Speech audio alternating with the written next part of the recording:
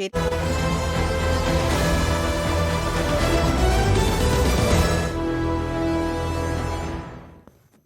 സുനി പുറത്തിറങ്ങിയാൽ എന്ത് സംഭവിക്കും? നിർണായക വെളിപ്പെടുത്തൽ ഈ 9 മണി വാർത്തയിൽ അല്പസമയത്തിനുള്ളിൽ. പ്രധാന തലക്കെട്ടുകളിലേക്ക്.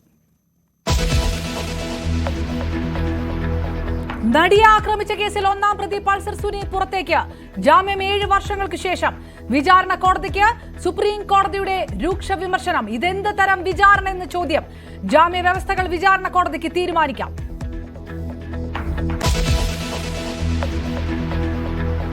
ദിലീപിനെതിരെ മലയാള സിനിമയിലെ പ്രമുഖർ ചരട് വലിച്ചെന്ന് വെളിപ്പെടുത്തൽ.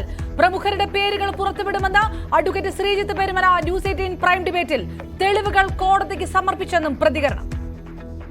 പക്ഷെ ഞാനൊരു കാര്യം പറയാം, ഈ ചർച്ച ഇപ്പൊ കഴിഞ്ഞതിന് ശേഷം അപർണയ്ക്ക് അതിന്റെ ആ ഗൂഢാലോചനയുടെ ആരൊക്കെയാണെന്ന് സ്പെസിഫിക് ആയിട്ട് പേര്, സിനിമയിലുള്ള ആളുകളുടെ പേര്, പ്രമുഖരാണ്, വലിയ പ്രമുഖരാണ്.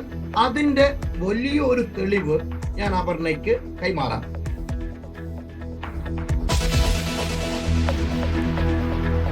വിവാദ പ്രസ്താവനയുമായി പി ജയരാജൻ. യുവാക്കൾ പൊളിറ്റിക്കൽ ഇസ്ലാമിലേക്ക് വഴിതെറ്റുന്നു. കണ്ണൂരിൽ നിന്നടക്കം യുവാക്കൾ ഭീകര സംഘടനയുടെ ഭാഗമാകുന്നു. പരാമർശം പുറത്തിറങ്ങാനിരിക്കുന്ന പുസ്തകത്തെക്കുറിച്ചുള്ള ചോദ്യത്തിന് മറുപടിയായി.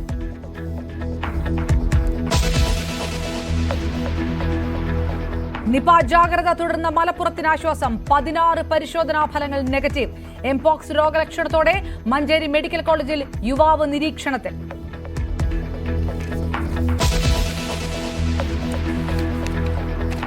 വയനാട് ദുരിതാശ്വാസ കണക്ക് ആയുധമാക്കി പ്രതിപക്ഷം. കണക്കുകൾ മാനദണ്ഡ പ്രകാരമല്ലെന്ന് കോൺഗ്രസ്. കണക്കുണ്ടാക്കിയവർക്കെതിരെ നടപടി സ്വീകരിക്കണം. ദുരിതാശ്വാസത്തിന്റെ വിശ്വാസ്യത തകർത്തെന്നും പ്രതിപക്ഷ നേതാവ്. സംശയം ബലപ്പെടുത്തുന്ന കണക്കെന്ന് BJP. अरविंद केजरीवाल जी ने भरोसा कर मुझ पे ये जिम्मेदारी दी है और आने वाले कुछ महीने तक, जब तक ये जिम्मेदारी मेरे पास है. ഡൽഹിക്ക് വീണ്ടും വനിതാ മുഖ്യമന്ത്രി. കേജ്രിവാളിന് പിൻഗാമിയായി അതിഷി മർലേന. ഒറ്റക്കെട്ടായ തീരുമാനമെന്ന് AP. അരവിന്ദ് കേജ്രിവാളിന് നന്ദി പറഞ്ഞ അതിഷി.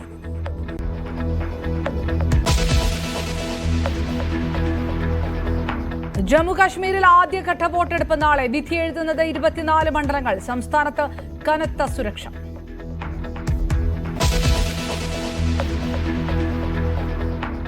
പിറന്നാൾ നിറവിൽ പ്രധാനമന്ത്രി. 74-ാം ജന്മദിനത്തിൽ ആശംസ അറിയിച്ച നേതാക്കൾ.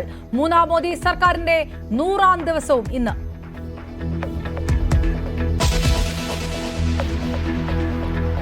ബുൾഡോസർ രാജിനെതിരെ രൂക്ഷ വിമർശനവുമായി സുപ്രീം കോടതി. കോടതിയുടെ അനുവാദമില്ലാതെ കുറ്റാരോപിതരുടെ വീടുകളും മറ്റ് വസ്തുക്കളും പൊളിക്കരുത്. ഒക്ടോബർ 1 വരെ ഇത്തരം നടപടികൾ നിർത്തിവെക്കാനും ഉത്തരവ്.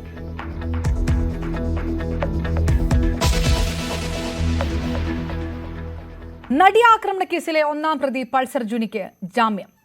കേസിന്റെ വിചാരണ നീണ്ടുപോകുന്നതിൽ അതൃപ്തി അറിയിച്ച സുപ്രീം കോടതി പ്രതിക്ക് 7.5 വർഷത്തിനു ശേഷമാണ് ജാമ്യം അനുവദിച്ചത്. ഒരാഴ്ചയ്ക്കുള്ളിൽ പ്രതിയെ വിചാരണ കോടതിയിൽ ഹാജരാക്കുമ്പോഴായിരിക്കും ജാമ്യ വ്യവസ്ഥയിൽ തീരുമാനമെടുക്കുക. ജാമ്യത്തെ സംസ്ഥാന സർക്കാർ എതിർത്തെങ്കിലും കോടതി അംഗീകരിച്ചില്ല. നടിയാക്രമണ കേസിലെ കോടതി നടപടികളെ അതിരൂക്ഷമായിട്ടാണ് സുപ്രീം കോടതി വിമർശിച്ചത്. 2017 ഫെബ്രുവരി 23 മുതൽ 7.5 വർഷത്തോളമായി പൾസർ സുനി ജയിലിലാണ്. ഇത് നീതികേടെന്നാണ് കോടതി കണ്ടെത്തൽ. ജാമ്യം നൽകുന്നതിനെ സംസ്ഥാന സർക്കാർ എതിർത്തു. കോടതി അംഗീകരിച്ചില്ല. പ്രതിയെ ഒരാഴ്ചയ്ക്കകം വിചാരണ കോടതിയിൽ ഹാജരാക്കി ജാമ്യം നൽകണം. ജാമ്യവ്യവസ്ഥ വിചാരണ കോടതിക്ക് നിശ്ചയിക്കാം. കടുത്ത ജാമ്യവ്യവസ്ഥ വേണമെങ്കിൽ സംസ്ഥാന സർക്കാരിന് ഇത് വിചാരണ കോടതിയിൽ ആവശ്യപ്പെടാം. വിചാരണ കോടതി നടപടികളിൽ കടുത്ത വിമർശനം സുപ്രീം കോടതി രേഖപ്പെടുത്തി. ഇതെന്ത് തരം വിചാരണയാണെന്ന് ജാമ്യ ഹർജി പരിഗണിക്കുന്നതിനിടയിൽ സുപ്രീം കോടതി പരാമർശിച്ചു. കോടതി കണ്ടെത്തിയ അസാധാരണ വിചാരണ കോടതി നടപടികൾ ഇങ്ങനെ. കേസിലെ അന്വേഷണ ഉദ്യോഗസ്ഥനായ ബൈജു പൗലോസിനെ 87 ദിവസം 8-ാം പ്രതിയായ ദിലീപിന്റെ അഭിഭാഷകൻ വിസ്തരിച്ചു. ഇതെങ്ങനെ കോടതി അംഗീകരിച്ചു? ഈ നടപടി ആശ്ചര്യപ്പെടുത്തുന്നു. അന്വേഷണ ഉദ്യോഗസ്ഥനെ വിസ്തരിക്കുന്നത് സംസ്ഥാന സർക്കാർ തടഞ്ഞില്ലെന്ന് പൾസർ സുനിയുടെ അഭിഭാഷകൻ കോടതിയെ അറിയിച്ചു. വിചാരണ ഉടനെയൊന്നും തീരാൻ പോകുന്നില്ലെന്ന നിരീക്ഷണത്തോടെയാണ് പ്രതിക്ക് ജാമ്യത്തിന് അർഹതയുണ്ടെന്ന് കോടതി കണ്ടെത്തിയത്. പൾസർ സുനി ജാമ്യത്തിലിറങ്ങുന്നത് സമൂഹത്തിന് ഭീഷണിയാകുമെന്ന് സംസ്ഥാന സർക്കാർ വാദിച്ചെങ്കിലും കോടതി അംഗീകരിച്ചില്ല. സംസ്ഥാനത്തെ പ്രമാദമായ കേസിൽ മുഖ്യപ്രതി ജാമ്യത്തിൽ പുറത്തിറങ്ങുന്നത് അന്വേഷണ സംഘത്തിനും സർക്കാരിനും നാണക്കേടാണ്. വിചാരണ കോടതി നടപടിയുടെ വീഴ്ചയാണെന്ന് വാദിക്കാമെങ്കിലും പ്രോസിക്യൂഷന്റെ പരാജയം ചർച്ച ചെയ്യപ്പെടും. പ്രോസിക്യൂഷൻ ഇതിൽ ഇടപെട്ടത് വളരെ മോശമായിട്ടായിരിക്കും. അവരതിന്റെ ഗൗരവം കൊടുത്തില്ല എന്നുള്ളത് സംശയമില്ലാത്ത കാര്യമാണ്. ഇയാൾക്ക് ജാമ്യം കിട്ടിയ സ്ഥിതിക്ക് ഈ നടിയെ ഏറ്റവും നല്ല സുരക്ഷമായിട്ടുള്ള ഒരു പോലീസ് പ്രൊട്ടക്ഷൻ ആ കുട്ടിക്ക് ഉണ്ട് എന്നുള്ളതാണ് എനിക്കിപ്പോ പറയാനുള്ളത്. അല്ലെങ്കിൽ ഏത് രീതിയിലും അയാള് ആ കുട്ടീനെ ഉപദ്രവിക്കാൻ സാധ്യതയെല്ലാം ഉണ്ട്. പ്രോസിക്യൂഷൻ അത്രയ്ക്ക് സ്ട്രോങ് ആയിട്ടില്ല എന്നുള്ളത് കൊണ്ട് തന്നെയാണ് 7.5 വർഷക്കാലം ഈ കേസ് കൊണ്ട് നടന്നത്. ഇതൊക്കെ അപ്പപ്പോ നടപടിയെടുക്കാവുന്ന ഒരു കാര്യമായിരുന്നു. അതിൻ്റെതായ ഒരു സമയമുണ്ടെന്ന് പറഞ്ഞാലും 7.5 വർഷക്കാലം ഒരാള് ഇങ്ങനെ ഇത് നീട്ടിക്കൊണ്ടുപോയി എന്ന് പറഞ്ഞു കഴിഞ്ഞാല് ഇത് തീർച്ചയായിട്ടും പ്രോസിക്യൂഷന്റെ ഭാഗത്തുള്ള വീഴ്ച തന്നെയാണെന്നാണ് ഞാൻ വിശ്വസിക്കുന്നത്. മുമ്പ് പലവട്ടം ഹൈക്കോടതിയെ സമീപിച്ചെങ്കിലും പൾസർ സുനിക്ക് ജാമ്യം അനുവദിച്ചിരുന്നില്ല. തുടർച്ചയായി ജാമ്യ ഹർജി ഫയൽ ചെയ്തതിന് നേരത്തെ ഹൈക്കോടതി പ്രതിക്ക് പിഴയിടുന്ന സാഹചര്യം പോലും ഉണ്ടായിരുന്നു. സുപ്രീം കോടതി ഇത് 3ാം വട്ടമാണ് ജാമ്യാപേക്ഷ പരിഗണിച്ചത്. ന്യൂസ് 18 ഡൽഹി. നടിയെ ആക്രമിച്ച കേസിൽ ദിലീപിനെതിരെ മലയാള സിനിമയിലെ പ്രമുഖർ ഗൂഢാലോചന നടത്തിയതിന് തെളിവുകളുണ്ടെന്ന് അഡ്വക്കേറ്റ് ശ്രീജിത്ത് പെരുമന. ദിലീപിനെതിരെ മലയാള സിനിമയിലെ പ്രമുഖരാണ് ഈ ചരട് വലിച്ചത്. പ്രമുഖരുടെ പേരുകൾ പുറത്തുവിടുമെന്നും advocate Sreejith Perumana News 18 prime ഡിബേറ്റിൽ അവകാശപ്പെട്ടു. ഈ തെളിവുകളെല്ലാം കോടതിക്ക് മുൻപാകെ സമർപ്പിച്ചിട്ടുണ്ടെന്നുമാണ് അഡ്വക്കേറ്റ് ശ്രീജിത്ത് പെരുമന അവകാശപ്പെട്ടത്. മലയാള സിനിമ ഇൻഡസ്ട്രിയിലെ കുറച്ച് വിഭാഗമാണ് ഈ പറയുന്ന പൾസർ സുനിയടക്കം വക്കീലിനെ അടക്കം റെഡിയാക്കി കൊടുത്ത് പണം കൊടുത്ത് ആ ചരട് വലിക്കുന്നത്. അങ്ങനെ ഒരു വിഭാഗമാണ്. അതാണോ പറയുന്നത്? സംശയം ഉണ്ട് അപർണയ്ക്ക്. ഒരു കാര്യം ചെയ്യാം, പരസ്യമായിട്ട് ഇത് ലൈവാണോ അപർണ? ലൈവാണ്, പറഞ്ഞോളൂ ശ്രീത്. ലൈവാണ്. ലൈവാണെങ്കിൽ പരസ്യമായിട്ട് പറയാം. ഈ ഫോൺ കോൾ ഈ ഒരു ചർച്ച കഴിഞ്ഞിട്ട് ജോർജ് ജോസഫാർ ഉണ്ട്, അഡ്വക്കേറ്റ് ജയശങ്കർ ഉണ്ട്. അദ്ദേഹം പല ചർച്ചകളിലും എന്നോട് വന്ന് പറയുന്ന സമയത്ത് ഞാൻ ദിലീപിന്റെ ബന്ധുവാണ്, അതുകൊണ്ട് എന്താണ് എനിക്ക് ഈ കാര്യങ്ങളെ കുറിച്ചല്ല വളരെ ദിലീപ് എങ്ങനെയാണെന്നുള്ളതൊക്കെ എനിക്കറിയാം എന്നൊക്കെ ഇതുമായി ഒരു ബന്ധവുമില്ലാത്ത ജയശങ്കർ സാർ പറയാറുണ്ട്. പക്ഷെ ഞാനൊരു കാര്യം പറയാം, ഈ ചർച്ച ഇപ്പൊ കഴിഞ്ഞതിന് ശേഷം അപർണയ്ക്ക് അതിന്റെ ആ ഗൂഢാലോചനയുടെ ആരൊക്കെയാണെന്ന് സ്പെസിഫിക് ആയിട്ട് പേര്, സിനിമയിലുള്ള ആളുകളുടെ പേര്, പ്രമുഖരാണ്, വലിയ പ്രമുഖരാണ്. അതിന്റെ വലിയൊരു തെളിവ് ഞാൻ അപർണയ്ക്ക് കൈമാറാം. അപർണയുടെ ചാനൽ അത് സംപ്രേഷണം ചെയ്യോ? നിങ്ങൾ ആ തെളിവ് കൈമാറൂ, സംപ്രേഷണം ചെയ്യാം. ശ്രീത്ത്, സംപ്രേഷണം നിങ്ങൾ ആ തെളിവ് കൈമാറൂ, സംപ്രേഷണം ചെയ്യണം. ശ്രീത് പണിക്കരുണ്ട്, ജയശങ്കർ സാറുണ്ട്, ഇപ്പൊ നേരത്തെ എന്താണ് ഇതില് ഈ ഇന്ത്യ മഹാരാജ്യത്ത് ഇത്രയും വിചാരണ ചെയ്ത ഒരു അല്ല, ഞാൻ ചോദിക്കുന്നത് ഇതിപ്പോ ഈ 7.5 വർഷം അങ്ങനെ ഒരു തെളിവുണ്ടെങ്കിൽ അത് വെച്ചുകൊണ്ടിരിക്കേണ്ട ആവശ്യമുണ്ടോ? ഈ തെളിവ് എപ്പോഴേ പുറത്തു വരുമായിരുന്നു. ഇത് പുറത്തു വന്ന് പൊതുസമൂഹത്തിന് മുന്നിൽ എപ്പോഴേ വരുമായിരുന്നു, വരേണ്ടതായിരുന്നില്ലേ? അത്രയും സ്വാധീനമൊന്നും ദിലീപിനെ പോലെ മലയാള സിനിമ ഇൻഡസ്ട്രിയിലെ ഒരു പ്രമുഖനായിട്ടുള്ള ഒരാൾക്ക് ഇല്ല എന്ന് കരുതണോ മാധ്യമങ്ങൾ? അപർണ തെളിവൊക്കെ നശിപ്പിക്കാനായിരുന്നെങ്കിൽ ഞാൻ ചോദിക്കട്ടെ, ദിലീപിന്റെ ജാമ്യം ദിലീപിന് എത്ര വർഷം മുമ്പാ ജാമ്യം കിട്ടിയേ? 80-90 ദിവസം കഴിഞ്ഞതിന് ശേഷം ദിലീപിന് ജാമ്യം കിട്ടിയില്ലേ? പിന്നീട് 7.5 വർഷക്കാലം ഇവരല്ലേ ജയിലിൽ കിടക്കുന്നേ.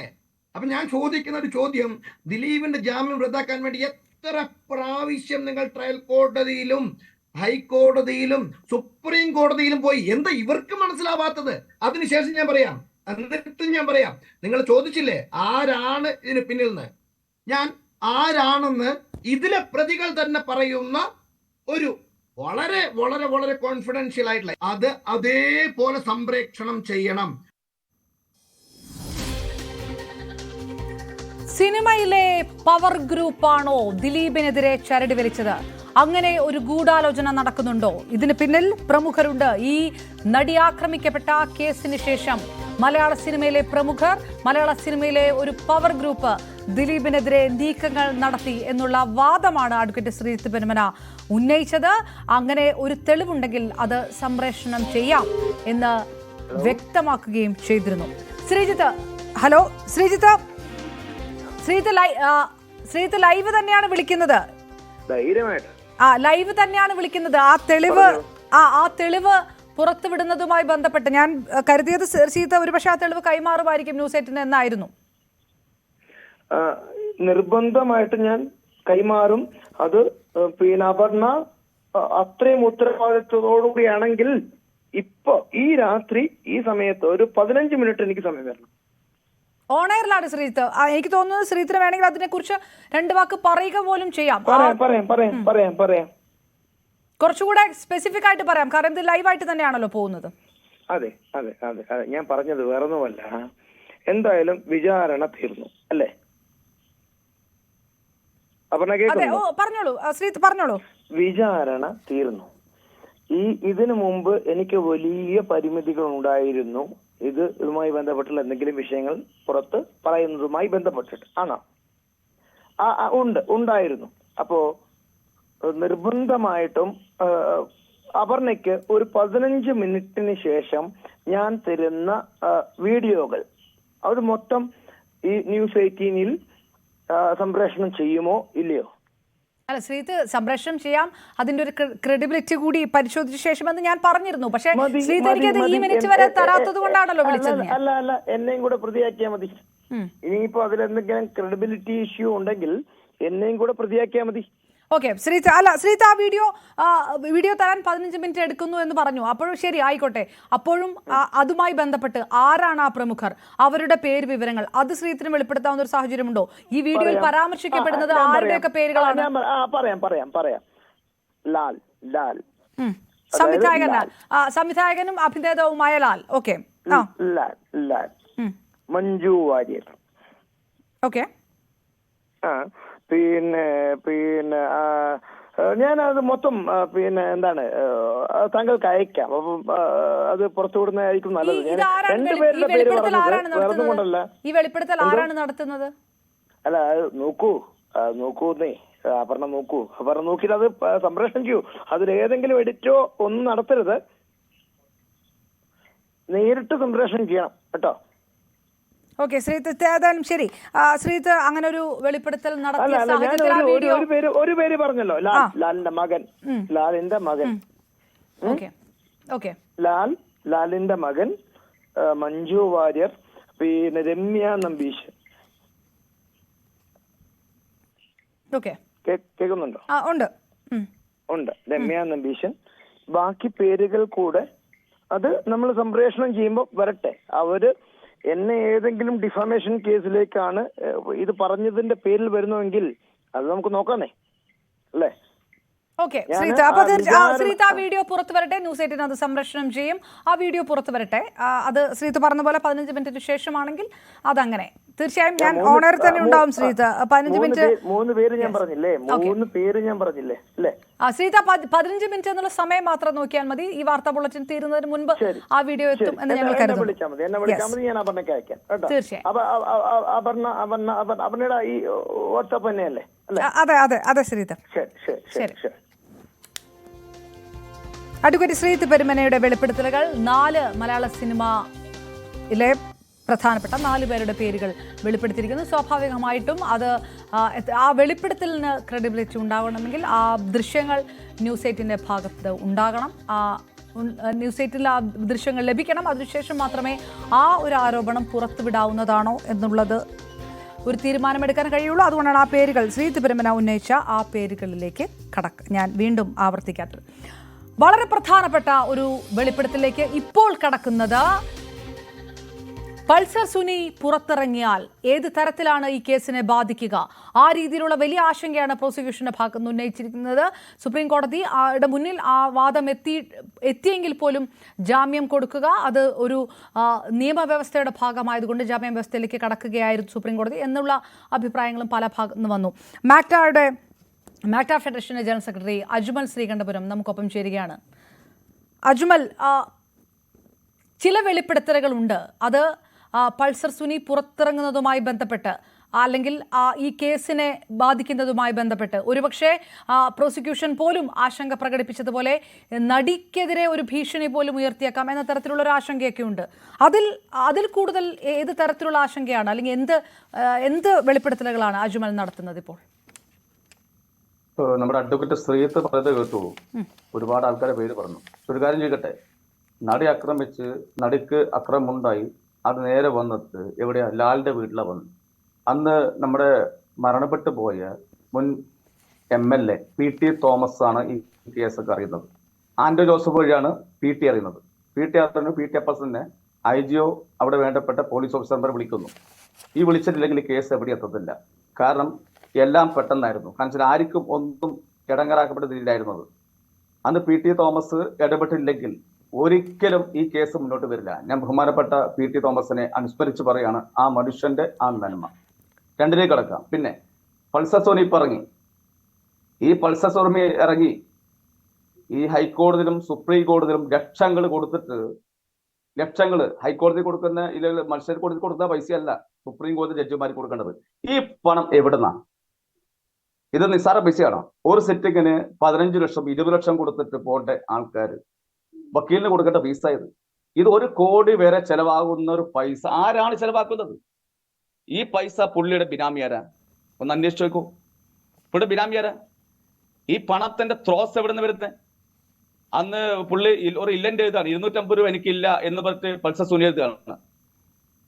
ഇവിടെ 1 കോടിക്കടുത്ത് 25-30 ലക്ഷം സിറ്റിംഗ് വെച്ചിട്ട് അദ്ദേഹത്തിന് ജാമ്യം എടുക്കാൻ വരുന്ന ഇതാരാണ് ഇത് ബിനാമി? എന്താണ് ഉദ്ദേശം? ദിലീപ് ഈ പറയുന്ന പൾസർ സുനി പുറത്തിറങ്ങിക്കഴിഞ്ഞാൽ ആർക്കാണ് ഗുണം എന്ന് മനസ്സിലാക്കി അത് വേറൊന്നും പറയണ്ടല്ലോ. ശ്രീത്ത് ഒരുപാട് സംസാരിച്ചു, ഒരുപാട് ആൾക്കാരെ പേര് പറഞ്ഞു. എങ്കിൽ പോലും ശ്രീത്ത് ഒന്ന് മനസ്സിലാക്കേണ്ടത് ഈ പറയുന്ന കേസുമായി ബന്ധപ്പെട്ടിട്ട് വാഴക്കാലെ താമസിക്കുന്ന ഒരാൾ ഞാൻ. നേരെ എൻ്റെ ഒരു 1 കിലോമീറ്റർ അപ്പുറത്താണ് സംഭവിച്ചത്. അവിടുന്ന് രാത്രി ഇങ്ങനെ കരം ചുറ്റി വന്ന് നിന്നത് ഇവിടെ ലാലിന്റെ വീട്ടിലാണ്. അന്ന് PT തോമസ് എന്ന വ്യക്തി ഇല്ലെങ്കിൽ സത്യം ഈ കേസ് പോലും മുന്നോട്ട് പോയില്ലായിരുന്നു. എന്താ ശ്രീത്തിന് വലിയ സംശയമുണ്ടോ? പറയുന്നത് അവിടെ നിൽക്കട്ടെ, അത് മറ്റൊരു വെർഷൻ ആണല്ലോ പറയുന്നത്. അജ്മൽ പറയുന്നത് പൾസർ സുനി പുറത്തിറങ്ങിയാൽ ഈ കേസിനെ ഏത് തരത്തിൽ ബാധിക്കുമെന്നാണ്. 100% ബാധിക്കും. ഇത്തരം ഞാൻ നിൽക്കട്ടെ, പൾസർ സുനിക്ക് അവിടുന്ന് ജോലി ചെയ്താൽ 7.5 വർഷം ജോലി ചെയ്തു. കൂടി വന്നാൽ ഒരു ജയിലിൽ ജോലി ചെയ്ത ആൾക്ക് കിട്ടുന്ന എത്ര എമൗണ്ടാ? കൂടി വന്നാൽ ഒരു 250-300 രൂപ വരുള്ളൂ. ഇവർക്ക് ഇത്ര ലക്ഷങ്ങൾ കൊടുത്ത് അദ്ദേഹത്തിന്റെ പുറത്ത് ഇത്ര എമൗണ്ട് ഉണ്ടെങ്കിൽ ഇതിന് പിന്നിൽ ആരോ ഇല്ലേ എന്ന് പറഞ്ഞാൽ പ്രമുഖ നടൻ തന്നെ ഇതിന് പിന്നിലുണ്ട്. ഒരു അംശവും വേണ്ട. ഇത് വിചാരണ നീട്ടി കൊണ്ടുപോയതാരാ? ഈ നടന്റെ സ്വാധീനം കൊണ്ടല്ലേ. എത്ര പ്രാവശ്യം മാറ്റി. എന്തെങ്കിലും കേസ് വരുമ്പോ, ഏതെങ്കിലും കേസുമായി ബന്ധപ്പെട്ട് ഈ ഏതെങ്കിലും കോടതി സംഭവമായി ബന്ധപ്പെട്ട് വരുമ്പോ അപ്പൊ തന്നെ ദിലീപ് അപ്പത്തന്നെ ഇടുകയാണ്. അതങ്ങനെയല്ല, ഇതിങ്ങനെയല്ല. വിചാരണ കോടതിയെ മാറ്റുക, ഇല്ലെങ്കിൽ അവിടെ മാറ്റുക, ഇവിടെ മാറ്റുക. എത്രത്തോളം മാറ്റി? ഒന്നും വേണ്ട. എത്ര പബ്ലിക് പ്രോസിക്യൂട്ടർമാർ മാറി? എത്ര പബ്ലിക് പ്രോസിക്യൂട്ടർ മാറി?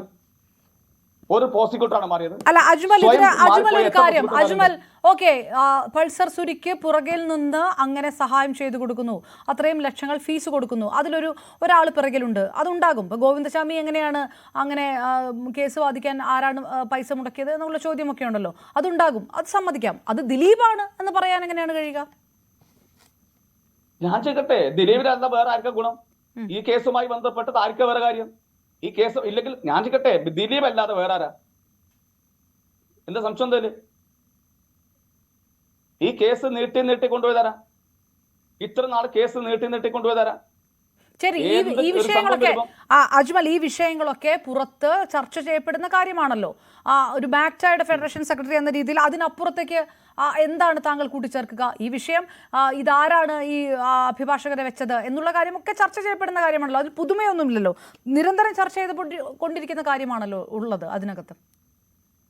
ഞാനിപ്പോ ഒരു കാര്യം പറയട്ടെ. ഇവിടെ ഇന്നല്ല ഒരു 1-2 ദിവസം മുമ്പ് എനിക്കൊരു കോൾ വന്നു. ഞാൻ തുറന്ന് പറയാം, 1-2 കോൾ വന്നു. ഇന്നല്ല, ഇതിനു മുമ്പ് വന്നു. അജ്മലിന് ഈ പറയുന്ന തൽക്കാലം ഇതിലേക്കൊന്ന് മാറി നിൽക്ക്, നമുക്ക് ഫെഡറേഷൻ കൊണ്ടുപോകാലോ. മാക്ട ഫെഡറേഷൻ പൊളിച്ചത് ഇതേപോലത്തെ ഒരു ബെൽറ്റാണ്. പവർ ഗ്രൂപ്പ് ഉണ്ടെന്ന് നിസ്സാര കാര്യം. പവർ ഗ്രൂപ്പ് ഉണ്ട് ഇല്ലേ മലയാള സിനിമയിൽ? പവർ ഗ്രൂപ്പിന്റെ പവർ ആണല്ലോ ഇന്ന് എല്ലാം നശിപ്പിച്ചത്. പവർ ഗ്രൂപ്പ് നിസ്സാരമായിട്ട് കാണുന്നു വേണ്ട. പവർ ഗ്രൂപ്പ് നിസ്സാരമൊന്നല്ല. അതില് വേണ്ടപ്പെട്ട ആൾക്കാരെ പേര് ഞാൻ പറഞ്ഞുതരാം. ഞങ്ങൾ already MACTA federation fund CIT രൂപീകരിക്കാൻ പോയതാ. കാരണം ഫെഡറേഷൻ മാക്ട ഫെഡറേഷന് സ്വാധീനം കുറവ്. മീൻസ് ഫെഡ എന്ന വലിയൊരു സംഘടന വന്നു, നമ്മളെല്ലാം പൊളിച്ച് ഞങ്ങളുടെ തൊഴിലാളിക്ക് ഇല്ലാതാക്കി. പക്ഷെ CIT ഞാൻ പോകാൻ പോയപ്പോ അവിടെ ചർച്ച നടന്നു. ഞാൻ വെളിപ്പെടുത്ത ഒരുപാട് പറയാനുണ്ട്. വേണ്ടപ്പെട്ട മുൻ വ്യവസായ വകുപ്പ് മന്ത്രിയും ഇപ്പോഴത്തെ MP-നെയൊക്കെ ബന്ധപ്പെട്ട് ഞാൻ ചർച്ച നടത്തുക CIT പോകാൻ വേണ്ടി. അതുവരെ പൊളിച്ച ടീമാണ് എന്ന് പറഞ്ഞാൽ ഇവർക്ക് എന്തും സ്വാധീനം അവിടെയുണ്ട്, സർക്കാരിലുണ്ട്. ആരാണ് പൊളിച്ചത്? ആ ബി ഉണ്ണികൃഷ്ണൻ ടീമിന് അത്ര സ്വാധീനമുണ്ട്. ബി ഉണ്ണികൃഷ്ണൻ, സിബി മലയില്, രഞ്ജിത്ത്, പിന്നെ വേറെ പേര് ഞാൻ മറന്നുപോയി.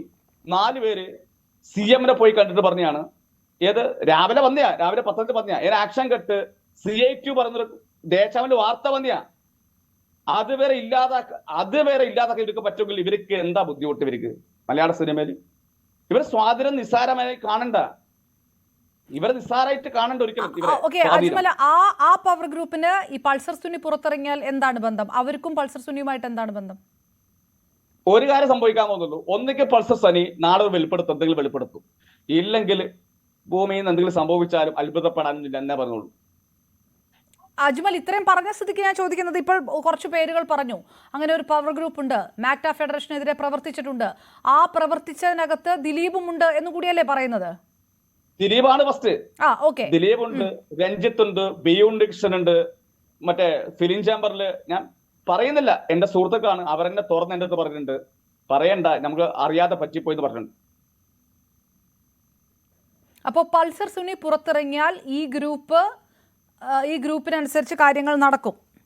100% നടക്കും, ഒരു സംശയവും വേണ്ട. ഒന്നിക്ക് പൾസർ സുനി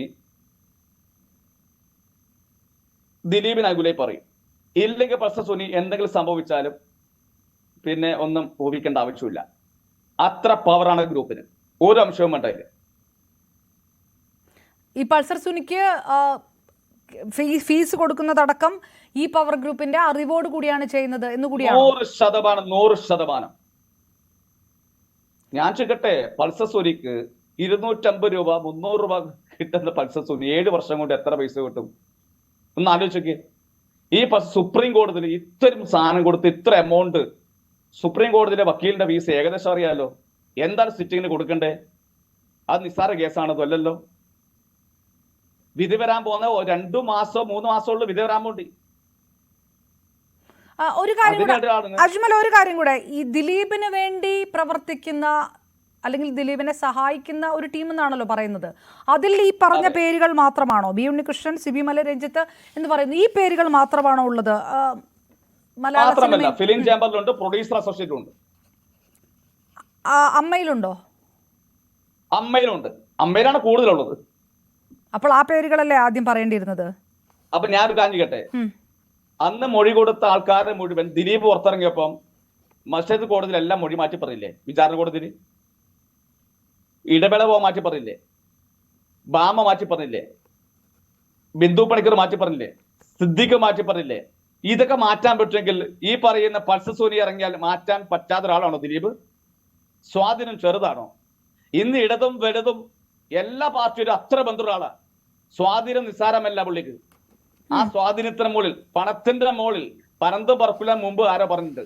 സത്യമാണ് സംഭവിച്ചുകൊണ്ടിരിക്കുക. പക്ഷേ നിയമം നല്ല രീതിയിൽ പോകുന്നുണ്ട് തോന്നുന്നുണ്ട്. സർക്കാർ ഞാൻ മോശം പറഞ്ഞത്, സർക്കാർ നല്ല രീതിയിൽ പോകുന്നുണ്ട്. പക്ഷെ എങ്കിൽ പോലും എവിടെയോ എന്തൊക്കെയോ കളികൾ നടക്കുന്നുണ്ട്, ഒരു സംശയവും വേണ്ട. പൾസർ സുനി ഇറങ്ങിയിട്ടുണ്ടെങ്കിൽ വിവാദം എന്തെങ്കിലും ഉണ്ടാവും. ഒന്നുകിൽ പൾസർ സുനി ദിലീപിന് അനുകൂലമായി പറയും, ഇല്ലെങ്കിൽ പൾസർ സുനി എവിടെ നിന്ന് പോയാലും സംശയിക്കേണ്ട ആവശ്യമൊന്നുമില്ല.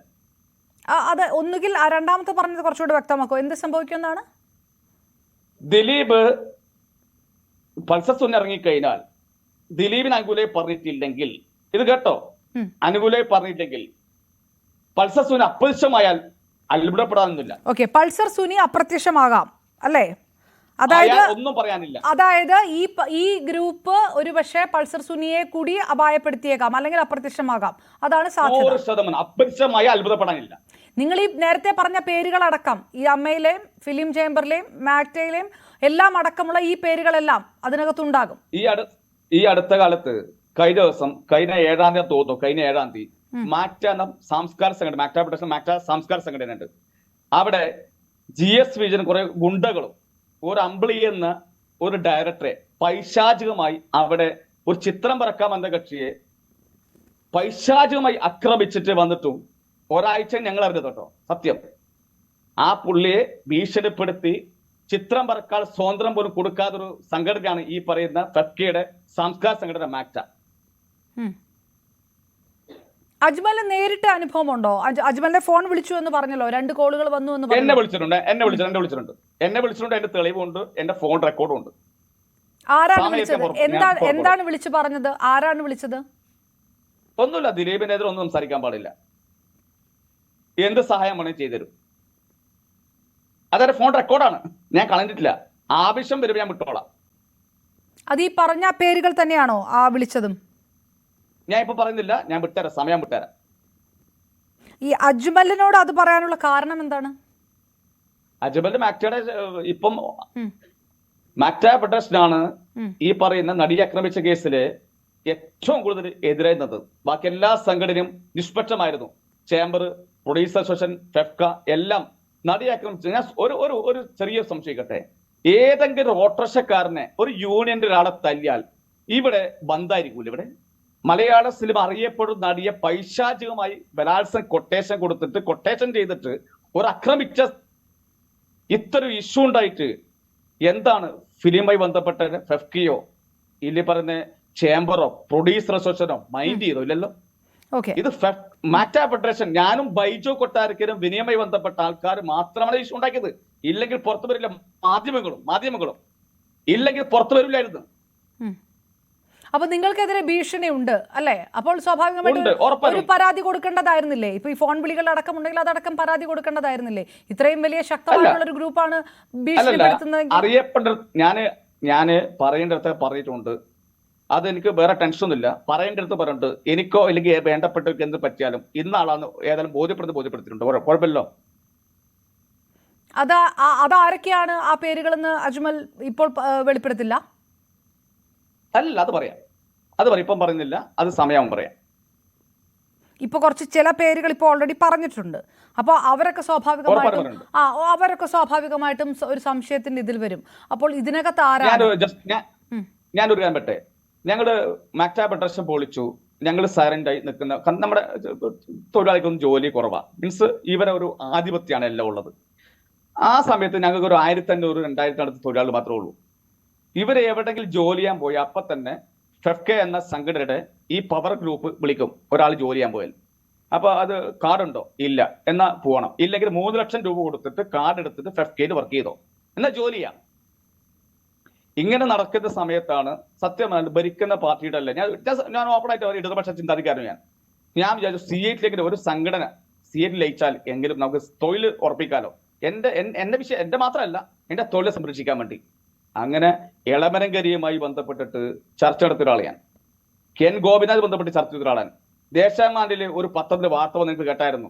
ആക്ഷൻ കെട്ട് CIT പറയുന്നു. പക്ഷെ 3 ദിവസം ആക്ഷൻ കെട്ട് ഉണ്ടായുള്ളൂ. 4ാമത്തെ ദിവസം പിയുണ്ടക്ഷനും രഞ്ജിത്തും ഈ പറഞ്ഞ സിബിബലും CM-നെ കണ്ടിട്ട് അപ്പത്തെ സ്റ്റോപ്പ് ചെയ്യിപ്പിച്ചു. ഇതാണ് പവർ ഗ്രൂപ്പ്. ഇനി മോളെന്താ പറയേണ്ടത്? മലയാള സിനിമയിലെ താരങ്ങളും നേരത്തെ പറഞ്ഞ പോലെയുള്ള ആ താരങ്ങളും ഇതിന്റെ ഭാഗമാണ്. 100%. ഇതിനു മുമ്പ് ആദ്യം CIT എന്ന പ്രസ്ഥാനം ഉണ്ടായാൽ മതി. ഇപ്പൊ അല്ല, 2000-ന്റെ ഒരു 2001, 2002 എനിക്ക് തോന്നുന്നു. അന്ന് നമ്മുടെ മുൻ മന്ത്രി ശർമ്മ, ഫെർണാണ്ടസ് ഇവരൊക്കെ രക്ഷാധികാരിയായിട്ട് ഒരു CIT രൂപീകരിച്ചു.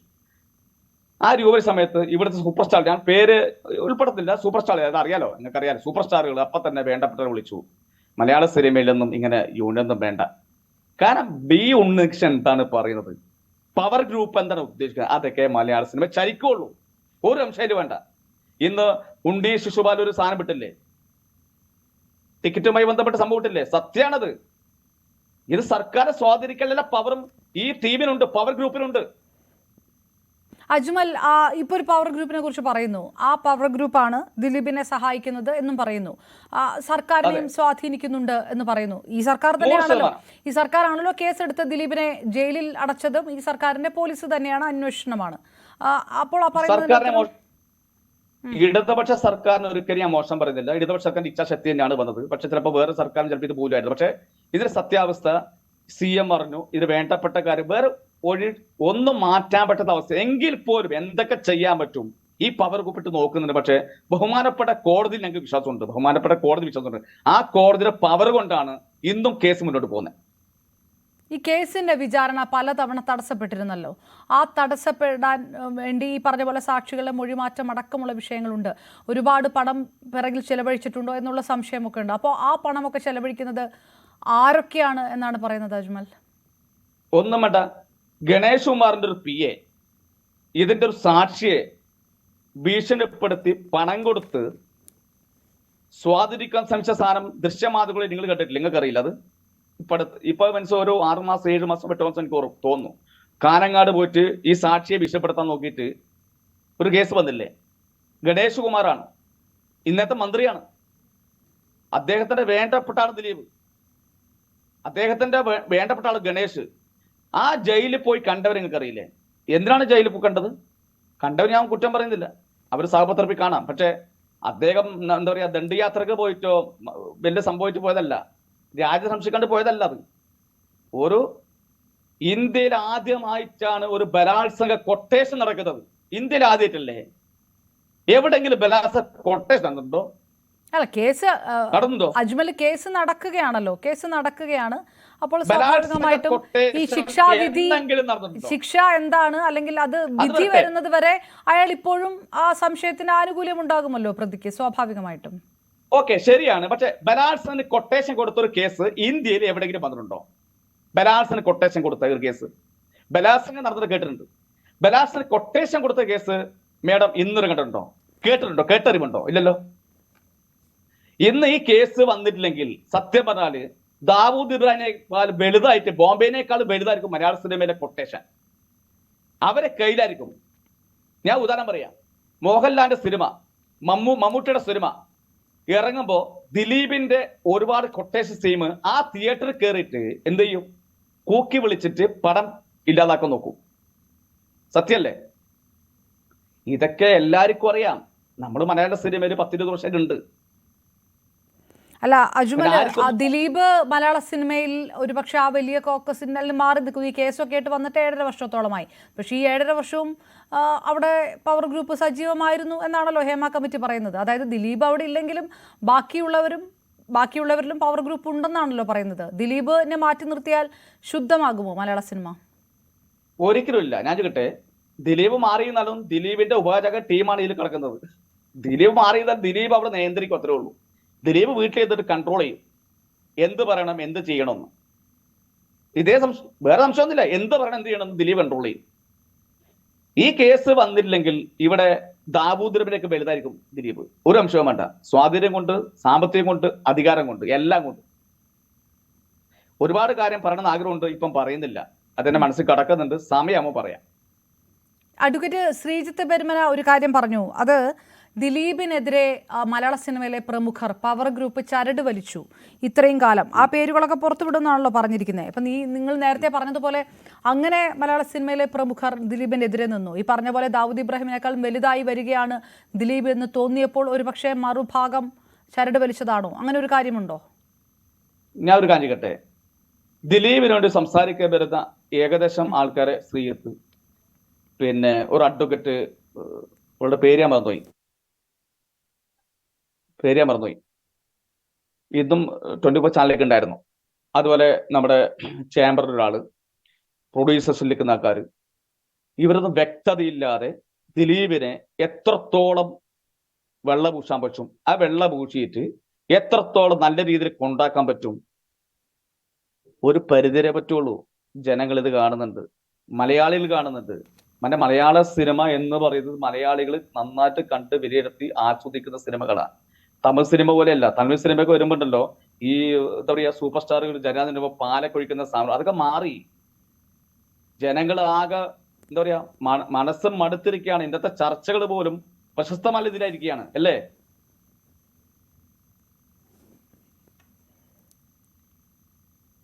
അജ്മൽ, ഇപ്പം നേരത്തെ പറഞ്ഞ പോലെ ദിലീപ് ഈ പ്രതിസ്ഥാനത്ത് നിൽക്കുന്നു, ദിലീപ് സ്വാധീനം ചെലുത്തുന്നു, വിചാരണ നടപടികൾ വൈകിക്കുന്നു, ഈ തരത്തിലുള്ള ആരോപണങ്ങളും ചോദ്യങ്ങളും ഒക്കെ ഉയരുന്നുണ്ട്. അപ്പോഴും ദിലീപ് തന്നെയാണ് ഇതിനകത്ത് നിൽക്കുന്നത്, ദിലീപിന് മാത്രമാണല്ലോ ഗുണമുണ്ടാകുന്നത് എന്നുള്ളൊരു വെർഷനുണ്ട്. അത് നമുക്ക് പക്ഷെ ഒരു തെളിവിൻ്റെ അടിസ്ഥാനത്തിൽ മുന്നോട്ട് വെക്കാൻ കഴിയുന്നില്ല. കോടതികളിലും ഇത്തരം ആരോപണങ്ങൾ വന്നപ്പോൾ ആ തെളിവുകൾ കൃത്യമായി മുന്നോട്ട് പോയില്ല.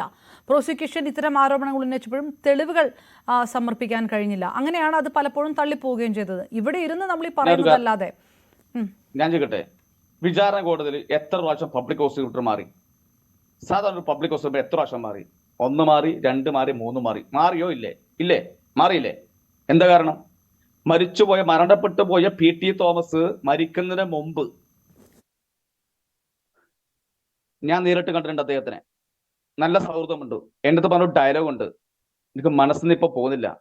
അവിടെ വിചാരണയ്ക്ക് പോയിട്ട് സംസാരിക്കുമ്പോൾ കോടതിയുടെ ജഡ്ജി പറയാൻ പാടില്ല, നാളെ കോടതിയുടെ എന്തൊരു പ്രശ്നം വരുമായിരിക്കും. അങ്ങോട്ട് പറയുന്നൊന്നും കേൾക്കില്ല, അങ്ങോട്ട് പറയുന്നത് കേൾക്കില്ല, അവര് പറയുന്ന അനുസരിക്കുക, അത്രേ ഉള്ളൂ. അദ്ദേഹം വളരെ മാനസികമായിട്ട് വിഷമം കൊണ്ട് പറഞ്ഞിട്ടുണ്ട്. പിന്നെ ഒരു MLA പറഞ്ഞിട്ടുണ്ടെങ്കിൽ പിന്നെ ഇവിടുത്തെ സാക്ഷികളോട് എന്തൊക്കെ പറഞ്ഞിട്ടുണ്ടാവും? ആണോ? ഈ 7.5 വർഷമായിട്ട് മാറി നിൽക്കുമ്പോൾ ദിലീപിൻ്റെ പല സിനിമകളും ബോക്സ് ഓഫീസിൽ വിജയം കാണുക പോലും ഉണ്ടായില്ല. അങ്ങനെ ആ സ്വാധീനം ദിലീപ് തുടരുകയാണ് എന്നുകൂടിയാണോ? അങ്ങനെ ഒരു ബിനാമികളെ വെച്ചുകൊണ്ട് ഇതിനകത്ത് നിൽക്കുകയാണെന്നാണോ? അല്ല, അദ്ദേഹം തന്നെ പ്രൊഡ്യൂസ് ചെയ്ത ഒരുപാട് സിനിമകൾ, നാദൃശ വേണ്ടപ്പെട്ട സിനിമകളൊക്കെ ഇറങ്ങിയിട്ടുണ്ട്. പക്ഷേ ജനം ബഹിഷ്കരിച്ചില്ലേ? ഇവിടെ 2 കോടി 5 കോടി 10 കോടി എന്നല്ല, ജനം ബഹിഷ്കരിച്ചില്ലേ? ഇവിടുത്തെ മലയാളികൾ മനസ്സിലാക്കിയില്ലേ? എന്ത് തേച്ച് മാച്ച് വന്ന് തെളിവുകൾ നശിപ്പിച്ച് അദ്ദേഹം നാളെ നിരപരാധിയെന്ന് പറഞ്ഞാലും ഇവിടെ മലയാളികളുടെ മനസ്സിലൊരു സാധനം ഉണ്ട്, അദ്ദേഹം പ്രതിയാണെന്നുള്ളത്. ഒരു സംശയം വേണ്ട. ഇവിടെ എങ്ങനെ തേച്ച് മാച്ച് എന്തൊക്കെ സ്വാധീനം ഉപയോഗിച്ച് ആരെ കൊടുക്കാൻ കോടതിക്ക് തെളിവ് ആവശ്യമുള്ളൂ. കോടതിയെ കുറ്റപ്പെടുത്തി കാര്യമില്ല, തെളിവുകൊണ്ട് ശിക്ഷിക്കാൻ മാത്രമേ കോടതിക്ക് പറ്റുള്ളൂ. പക്ഷെ നാളെ നിരപരാധി എന്ന് പറഞ്ഞാൽ പോലും ഇവിടുത്തെ മലയാള മനസ്സിൽ ഇദ്ദേഹം പ്രതിയാണെന്ന് തോന്നൽ എനിക്കുണ്ട്, പലർക്കും ഉണ്ട്. അതിനെതിരെയാണ് പലരും പറയുന്നത്. അത് മാധ്യമ വിചാരങ്ങളടക്കം കൊണ്ടാണ് അങ്ങനെ ഒരു കോമൺ നരേറ്റീവ് ഉണ്ടായതെന്ന് പറയുന്നു. അപ്പോഴും അജ്മൽ ഇത്രയും നേരം പറയുമ്പോഴും നമ്മൾ ഇതുവരെ ഒരു പക്ഷേ അത്തരം വിചാരണകളിലൊക്കെ ഉയർന്നു വന്ന വാദങ്ങളാണ് പറയുന്നത്. ഈ പറഞ്ഞ പേരുകളടക്കം, ഈ പേരുകളിലുള്ളവർ ഇതിനു വേണ്ടി ശ്രമിച്ചു, അല്ലെങ്കിൽ ഇത്തരം സ്വാധീനം ചെലുത്താൻ ശ്രമിച്ചു, ഇവർക്ക് ബന്ധമുണ്ട് പൾസർ സുനിയുമായി, അല്ലെങ്കിൽ ദിലീപിൻ്റെ ഈ കേസിൻ്റെ പിറകിൽ അവരുണ്ട് എന്നൊക്കെ പറയുമ്പോൾ നമുക്ക് തെളിവുകൾ വേണ്ടേ? അത്തരം തെളിവുകളുണ്ടോ മാക്ടയുടെ ഭാഗത്ത്, അജ്മലിന്റെ ഭാഗത്ത്? 100% ഉണ്ട്. ഇപ്പൊ അടുത്ത കാലത്ത് ഹേമ കമ്മീഷൻ റിപ്പോർട്ടുമായി ബന്ധപ്പെട്ടിട്ട് സർക്കാരിന്റെ ഒരു പോരായ്മ, സർക്കാരിന്റെ ഇച്ഛാശക്തിയാണ് സംഭവം വന്നത്, ഇല്ല ഞാൻ പറയുന്നില്ല. പക്ഷെ സർക്കാർ പോരായ്മ ഉണ്ടായി. ഒരു 5-6 വർഷം എന്തിനാണ് പൂഴ്ത്തിവെച്ചത്? എന്തിനാണ് 5-6 പേജ് മാറ്റിവെച്ചത്? ഇതൊക്കെ അന്നെ പുറത്തു വിടുകയാണെങ്കിൽ എല്ലാ സത്യം തുറക്കപ്പെടില്ലായിരുന്നു. സംശയത്തിന് നിലയിൽ എന്തിനെത്തിച്ചത്? പ്രധാനപ്പെട്ട വേണ്ടപ്പെട്ടവരെ സംരക്ഷിക്കാൻ വേണ്ടി സർക്കാരിനെ, ഞാൻ പറഞ്ഞില്ല, സർക്കാരിനെ സ്വാധീനിക്കുന്ന അല്ല, ഞാൻ ചോദിക്കുന്നത് അജ്മൽ ഒന്ന് ക്ലിയർ ആക്കിക്കോട്ടെ. ഹേമ കമ്മിറ്റിയിൽ മാറ്റിവെച്ചിരിക്കുന്ന പേരുകളിൽ പരാമർശിക്കപ്പെടുന്നയാള് ദിലീപാണ് എന്നാണോ പറയുന്നത് അജ്മൽ? ദിലീപാണെന്ന് ഞാൻ പറഞ്ഞിട്ടില്ല. പക്ഷെ ഹേമ കമ്മീഷൻ റിപ്പോർട്ടിൽ 5-6 പേജ് മാറ്റി വെച്ചിട്ടുണ്ട് ഉണ്ടല്ലോ. ഹൈക്കോടതിയുടെ ഓർഡർ ആണല്ലോ പുറത്തു വന്നത്. അല്ല, അത് ശരി. അത് ദിലീപിലേക്ക് വിരൽ ചൂണ്ടുന്നത് എങ്ങനെയാണ്? മറ്റുള്ളവർക്ക്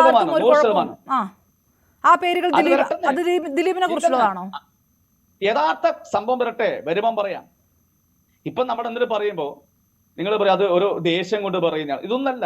മലയാള സിനിമയിൽ ഈ കേസ് ഉണ്ടായിട്ടില്ലെങ്കിൽ മലയാള സിനിമയിൽ ഏറ്റവും വലിയൊരു കൊച്ചി എന്നൊരു വലിയൊരു സമരം, ബോംബെനേക്കാൾ ഡേഞ്ചർ ആയനെ. ഒരാൾ കൂടി പേരും പറയാം. ഒരു പവർ കമ്മിറ്റിയുടെ ആള് പേര് ബാബുരാജ്. ഈ പവർ കമ്മിറ്റിയിൽ ബാബുരാജ് ഉള്ളതാ. ബാബുരാജ് നിസ്സാരക്കാരനൊന്നുമല്ല, പവർ കമ്മിറ്റിയുടെ ആളാ. മലയാള സിനിമയിലെ പവർ ഗ്രൂപ്പ് എന്ന് പറയുന്നത് ദിലീപും അല്ല. ഞാൻ ചോദിക്കുന്ന അജ്മൽ നമ്മളിങ്ങനെ പറഞ്ഞു പോകുമ്പോൾ നമുക്ക് കുറച്ചുകൂടെ സ്പെസിഫിക് ആയിട്ട് പോകാമല്ലോ, ഒരു വലിയ കൺഫ്യൂഷൻ വേണ്ടല്ലോ. മലയാള സിനിമയിലെ പവർ ഗ്രൂപ്പ് എന്ന് പറയുന്നത് ദിലീപും ദിലീപിനെ സഹായിക്കുന്ന ചിലരും, അങ്ങനെയാണോ പറയുന്നത്? 100%. മറ്റുള്ളവരൊന്നും അതിന്റെ ഭാഗമല്ല. നമ്മുടെ സൂപ്പർ താരങ്ങളോ ഒന്നും ഈ പവർ ഗ്രൂപ്പിന്റെ ഭാഗമേ അല്ല. സൂപ്പർ താരങ്ങൾ ഉണ്ടെന്ന് ഞാൻ പറഞ്ഞില്ല, പക്ഷെ അവർക്ക് വേറെ വഴിയില്ല, അതുകൊണ്ട് താൽക്കാലം താങ്ങിക്കോ, അത്രേ ഉള്ളൂ. വേറെ വഴിയില്ല. കേൾക്കുന്നില്ല? വേറെ വഴിയില്ല എന്ന് ഉദ്ദേശിച്ചതിനർത്ഥം ഭീഷണിയുണ്ട്, സമ്മർദ്ദമുണ്ട് മറുവശത്ത് എന്നാണോ? 100%. അതായത് മലയാള സിനിമയിലെ സൂപ്പർ താരങ്ങളെ പോലും നിയന്ത്രിക്കുന്ന ഒരു സൂപ്പർ കോക്കസ് ആണ് ദിലീപും ദിലീപിനൊപ്പമുള്ളവരും എന്നാണോ പറയുന്നത്? ബാബുരാജ് ഉണ്ട്.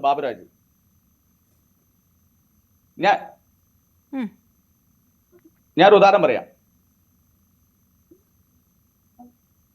ഹലോ, പറഞ്ഞോളൂ അജ്മൽ, കേൾക്കുന്നുണ്ട്, പറഞ്ഞോളൂ. ആലുവയില് എൻ്റെ ഒരു സുഹൃത്തുണ്ട്. അദ്ദേഹം ഒരു പ്രവാസിയാണ്. മമ്മൂട്ടിക്കാന്ന് പറയും, മമ്മൂട്ടി സിനിമയിലൊക്കെ അവരൊക്കെ വരുന്നത്. അദ്ദേഹം ആലുവയിൽ സ്ഥലം ഉണ്ടായിരുന്നു. ആ സ്ഥലം കച്ചവടമാക്കാൻ വന്നു. ഒന്ന് കേൾക്കുന്നുണ്ടോ? കേൾക്കുന്നുണ്ട്, പറഞ്ഞോളൂ.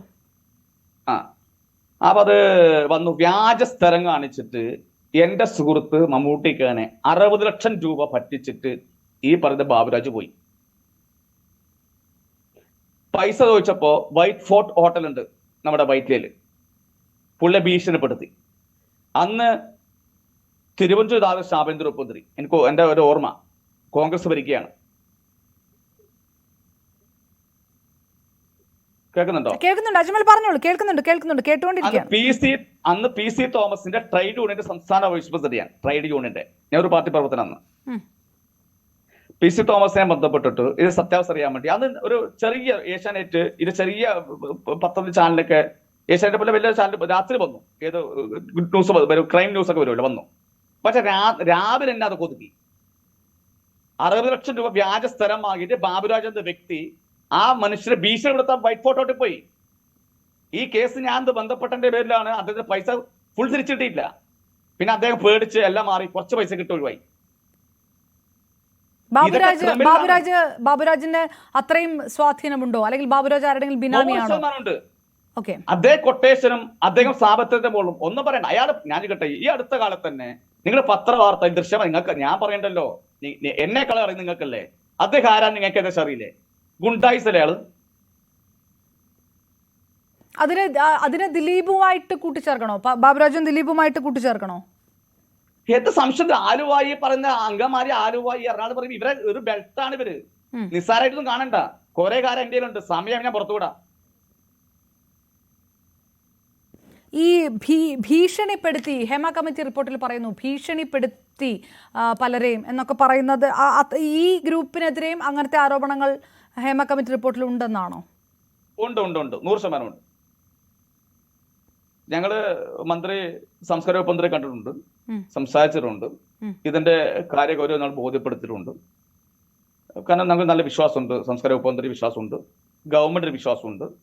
ഈ ഗവൺമെന്റ് ഇല്ലെങ്കിൽ സത്യം പറഞ്ഞാൽ തുറന്നു പറയാം, ഇത് ചിലപ്പോൾ പൂർത്തിപ്പെടുമായിരുന്നു. പക്ഷെ വേറെ വഴിയൊന്നുമില്ല, ഇത് ഗവൺമെന്റ് പുറത്ത് വന്നേ പറ്റുള്ളൂ. പക്ഷെ ഗവൺമെന്റിന് പോരായ്മ പറ്റി, ഒരു 5-6 വർഷം ഇത് ലേറ്റാക്കി, അത് ഗവൺമെന്റ് പോരായ്മയാണ്.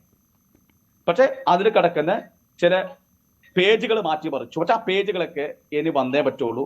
അത് ഓൾറെഡി ഹൈക്കോടതി തന്നെ പറഞ്ഞല്ലോ, എല്ലാം വരണം എന്ന് പറഞ്ഞല്ലോ. അതുകൊണ്ടാണല്ലോ ഇത്രയും ഒരു വിഷുവിലേക്ക് വന്നത്. അത് വരുമെന്ന് വിശ്വാസമുണ്ട്. സിനിമാ സംഘടന മീറ്റിംഗ് വിളിക്കുമ്പോൾ സ്വാഭാവികം പറയാം, ഞങ്ങളുടെ ആദ്യം ഉണ്ടായ ഫെഡറേഷൻ മാക്ട ഫെഡറേഷനാണ്, ഞങ്ങളെ പൊളിച്ചിട്ടാണ് FFK ഉണ്ടായത്. അതൊന്നും കുഴപ്പമില്ല, അങ്ങോട്ട് ഇങ്ങനെ എന്തും ഉണ്ടായിക്കോട്ടെ, കുഴപ്പമില്ല. പിന്നെ നമ്മൾ എന്ത് ചെയ്താലും സിനിമാ ലൊക്കേഷനിൽ ഏതെങ്കിലും പാവ തൊഴിലാളികൾ ജോലി ചെയ്യാൻ പോരും. ഇവർ വാങ്ങുന്ന പൈസ എന്ന് പറയുന്നത് 3 ലക്ഷം 4 ലക്ഷം രൂപയാണ്. 2 ലക്ഷത്തിന്റെ മുകളിലാണ് ഒരു ഡ്രൈവർക്ക് വാങ്ങുന്നത്.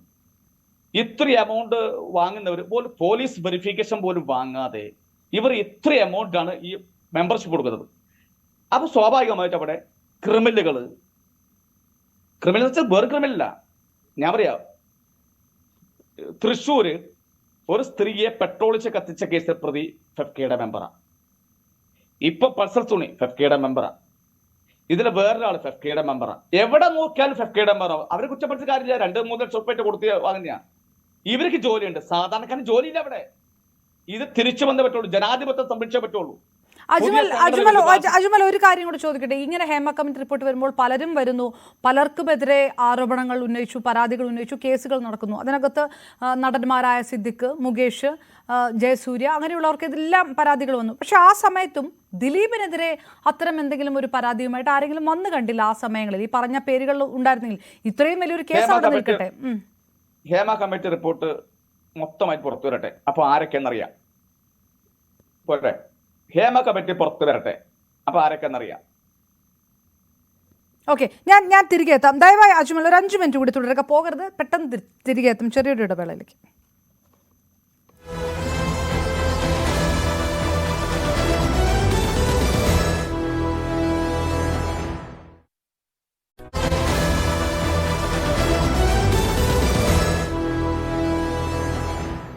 മാക്ട ഫെഡറേഷനിലെ ജനറൽ സെക്രട്ടറി അജ്മൽ ശ്രീകണ്ഠപുരം നമുക്കൊപ്പം തുടരുകയാണ്. പൾസർ സുനിയെ സഹായിക്കുന്നത് ദിലീപിനോടൊപ്പം നിൽക്കുന്ന മലയാള സിനിമയിലെ പവർ ഗ്രൂപ്പാണെന്ന് കൂടിയാണ് അജ്മൽ ന്യൂസ് 18നോട് വെളിപ്പെടുത്തുന്നത്.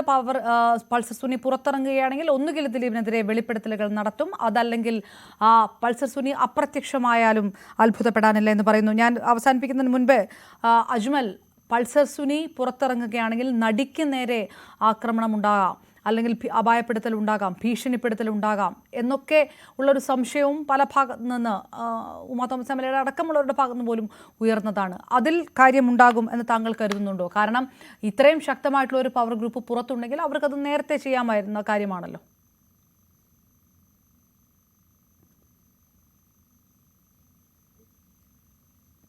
അജ്മൽ കേൾക്കുന്നില്ലേ? ഇവിടെ നമ്മുടെ ഹൈക്കോടതി പോലും കൊടുത്ത മെമ്മറി കാർഡൊക്കെ അവിടുന്ന് മിസ്സായി. ദിലീപ് ജാമ്യം എടുത്ത് വന്ന് അദ്ദേഹത്തിന്റെ ഫോണുകൾ പോലും അപ്രത്യക്ഷമായി. അതുമായി നമുക്ക് ബന്ധപ്പെട്ട എല്ലാം അറിയുന്ന കേസല്ലേ മാധ്യമങ്ങളിൽ. എന്തൊക്കെ നടന്നു?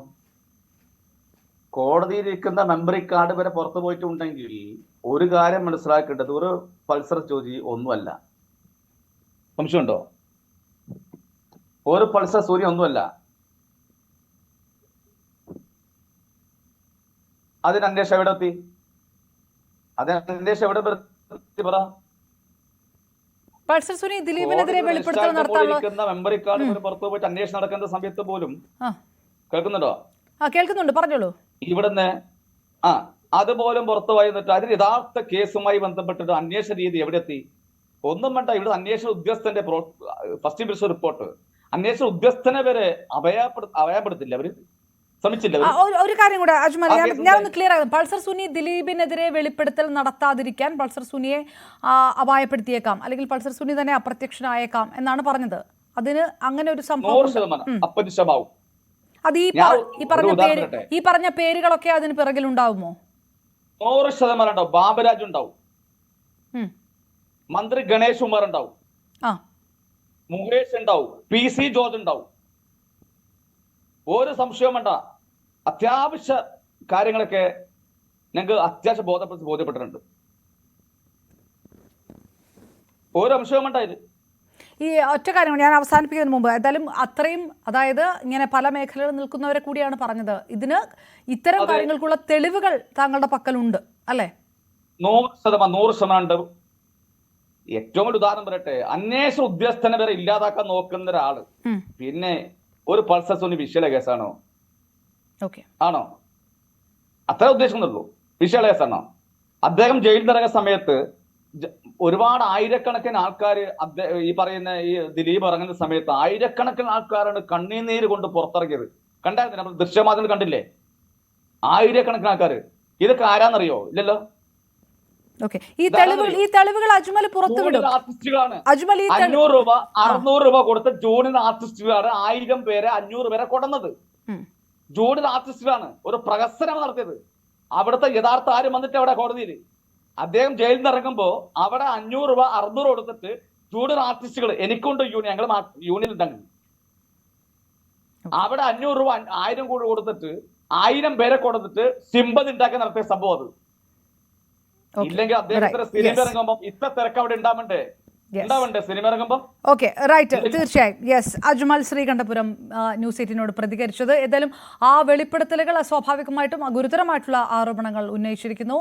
വളരെ പ്രമുഖരായിട്ടുള്ളവരുടെ പേരുകൾ നേരിട്ട് തുറന്നു പറഞ്ഞുകൊണ്ടാണ് അത്തരം ആരോപണങ്ങൾ അജ്മൽ പറഞ്ഞിരിക്കുന്നത്.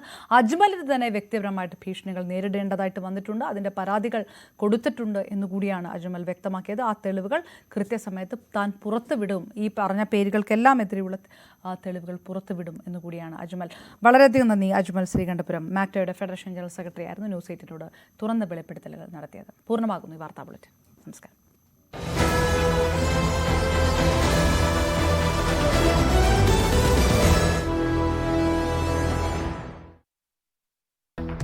നിപയ്ക്ക് പിന്നാലെ മലപ്പുറത്ത് മങ്കി